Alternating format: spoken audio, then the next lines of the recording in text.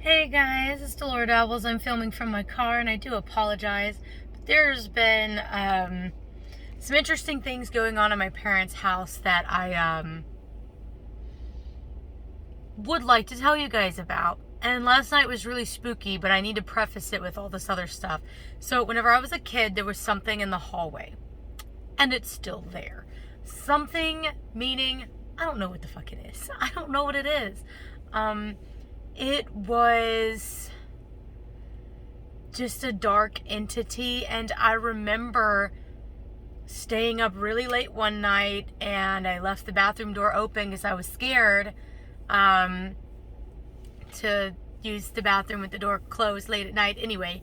So I'm using the bathroom, and I'm like, something's staring at me, and I'm like, don't look over, don't look over, don't look over. But there's something in the hallway, and I can see it out of the corner of my eye, and it's a dark silhouette. It's tall, and it's watching me. My mom has acted like, recently, she has acted like there's nothing there, that we all just don't know what we're talking about. And yet, when we were growing up, my mom saw something poke its head out at her. The where she sits in the living room is right across from the entry door to the hallway, and it poked its head out from behind the door frame and looked at her and went back in the hallway. I remember her telling us about this and how it really freaked her out. I used to sleep in the back bedroom, right? And I remember like not falling asleep very easily as a kid just because of all the stuff, trauma, whatever. And I would hear it come up the hallway and just stand outside the door, right? So a few years back, whenever I started meditating and getting back into myself, and getting more magically minded, I visited, and I was staying in the bedroom that's right by the living room, which is on the other end of the hallway, right? Short hallway. It spans only half of the house, right? So I'm on the other end of the hallway. And I'm like on the brink of sleep, and I hear something walk up the hallway, and in my mind I'm like, he's coming. And like it just flashes in my mind, he's coming. And I sit bolt upright, and I'm like, who's he? Who's coming? What the fuck? Like, and I was like, oh my God, that's right, the thing in the hallway. And yeah, so the other night, Saturday night, I was home alone, and I thought my brother was still home, and I heard something shamble up the hallway, and I thought it was my brother because he shuffles his feet too real bad, and so like I just thought it was Chris. And I'm laying on my bed, and my feet are pointed at the door, and my head is pointed at the window. So like I just hear it shamble up the hallway. It stops right in front of my door, and then it goes back up the hallway. I was like, that's really weird. Chris didn't say anything to me. Let me go see what's up. And I go to his bedroom, and he's not in there, and I'm like, oh, that's right, he's at band practice. I was like, then what was that? And I was like, okay, well, that was a little weird, but I didn't feel unsettled, right? I didn't feel this predatory energy that I had felt as a kid, right? So I was like, it's fine. It's whatever. But I told my mom about it. I literally, I was on my way to work. I had left the house. So I called her and was like, the thing in the hallway is still there. And she was like, what are you talking about? I told her, and she was like, if you brought something back from Houston with you, you need to take care. I don't want to know nothing about that. I'm like, bitch, what? You know that thing has been here. And I told her, I was like, I know you saw it because you told us you saw it. Here's what you told us how you saw it. Like, don't play me, mama. Acting like it's my fault. Anyway, so last night, this is the really, really weird thing. So last night, I go to bed pretty late. It's about 4 a.m. before I go to bed. And I'm not sure what time it was because I never looked at my phone. I just never thought to look at the time, but it was past the quote witching hour when I had this experience. So I'm asleep. I'm having a dream. It's a very weird, innocuous dream. I'm at a bar. Like, it's just conversations I'm having with people at a bar.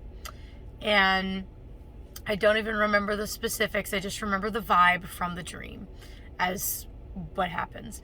And then I am suddenly aware of this loud static in my ears and garbling. And I'm trying to listen to the garbling. And I become more and more aware that I'm awake with my eyes still closed and the dream is completely gone. And I'm trying to make out the words in the static and something tells me stop. You don't want to know what it's saying? Stop. And so I stop listening. Then I become aware that I can't quite open my eyes, but I can move my body a bit. And I moved my arm, and my arm felt numb and heavy. Like, my whole body felt like it was asleep. Like whenever you lose blood circulation, you can't feel nothing. And my mouth was so dry and heavy, and I couldn't open my mouth to speak, and I couldn't open my eyes because I was going to be like, shut up. Like, I was going to tell the thing, because now I'm like, there's something else here. I'm going to tell it to shut the fuck up and go away. But I couldn't even open my mouth. It was like there were magnets on my mouth and my eyes. I couldn't pull the magnets apart, but I could move my hands. I could move my hands and my arms. So that doesn't seem like sleep paralysis if I could still move, the rest of my body. So I was like, how do I get out of this situation if I can't talk? So what I did was I imagined a pillow, and it was really weird because this was not even a conscious effort. I was not sitting there figuring out. It was just happening. I was just doing things. And I was just like, all right, I'm a pillar of light. I am a pillar of light, and my light is enveloping the room and shutting this thing out. And the static got quieter. It got more garbled. You definitely couldn't make out that anyone was speaking. But the static was still there, right? This time, now I'm able to move my tongue and my mouth a little bit. But I'm like, damn, like, it's still here, though. So then, y'all know I have my little statue of Ishtar. Her light was like golden green at the same time, if that makes sense. And so I had her as a pillar of light and me as a pillar of light. Our light overlapped and filled the room, pushed it out. Boom, now the static is gone. I can now open my eyes, though my eyes are still very heavy and very sleepy and very groggy. But like, I'm there now. And that's whenever I realized that I was visualizing that I was in my apartment. I wasn't visualizing that I was in my bedroom. So I did the visualization again, consciously this time. It was a conscious effort this time. Instead of it just looking like I was watching it happen, I was consciously like, all right, we're going to redo this, but this time make sure that the light is in this room, that I'm in this room, that I'm currently in reality, right?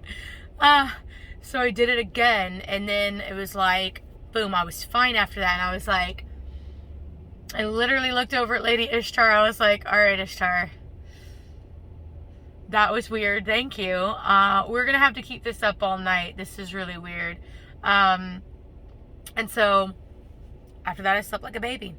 As I was falling asleep, I was just visualizing our light pulsing across the walls, kind of like a shimmer, like my nails are shimmery, kind of like that there's a shimmer running up the wall, right? And that I'm just watching the protective shimmer of light running up and down the walls and the ceilings and the whatnots.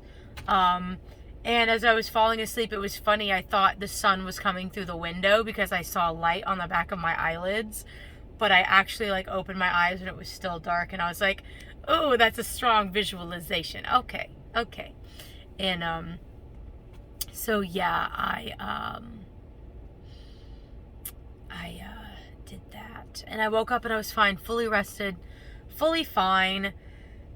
But yeah, even as a kid, I was very aware that that thing in the hallway was feeding off of the fact that we had just got spanked before going to bed, and we were all crying ourselves to sleep at night, and feeding off of the pain and the sadness and the fear.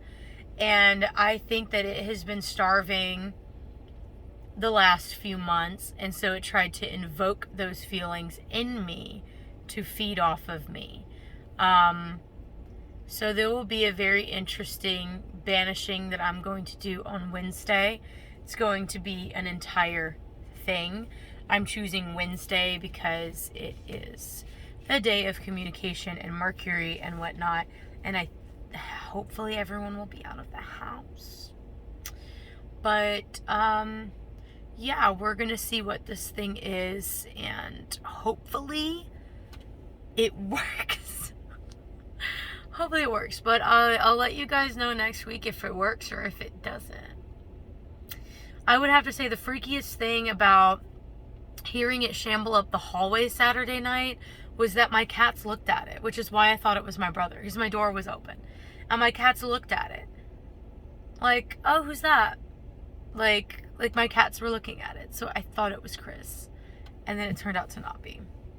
And again, this thing only does shit when I'm either home alone or everyone in the house is asleep. So, whew, yeah, if you're ever stuck in a situation like that, just know you can visualize your way out of it if you can't speak. Sleep paralysis is sometimes a psychological thing, and I definitely had a video on here earlier about it happening to my friend. I don't know. It's definitely not the same kind of being, because it was not the same kind of thing. And this one is very stubborn and very much attached to the house. So we'll see if I can even get it out. If I can't, I will of course be consulting my friends. But yeah, you guys be good. That's really weird. It's also very weird that my mom's trying to blame me for this entity's presence. Sorry you're not delicious like me, mama, but whatever. Anyway, wish me luck, guys. Until next time, happy dabbling and bye-bye.